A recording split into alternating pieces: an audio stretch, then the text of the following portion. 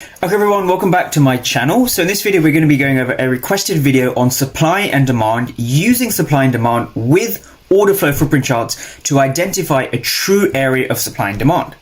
So here we have NQ on the 1 minute chart, right? So I never start my analysis on the 1 minute chart. That is a dumb thing to do, right? But for those who are asking how supply and demand zones work, I just want to kind of jump into the video and explain to you a couple of things, right? So when you're choosing a supply and demand zone, right, choosing the right zone is often the battle that most traders have. And we're going to be going over how to do that in this video.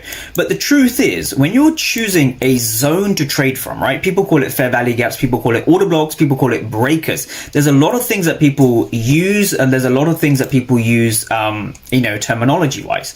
But what you're looking for essentially is you're looking for a reaction into a zone. You're looking for a reaction into a zone. You want to see if the reaction holds or if the reaction fails. So in this case, we saw a supply zone that failed. So I call this a flip zone, right? So it's a flip from supply to demand, right? It is a supply to demand flip zone. So how do you know the market is going to flip, right? So that's going to be the essence of this video. And that is the essence of my channel as a whole. So for those who are interested in order flow, I do have currently a mentorship. I've got a few mentorship spots here at Price Action Lab. So if you are interested, just drop a comment below in the comment section. I'll be more than happy to get back to you if you're interested in free one-to-one sessions or learning order flow in general.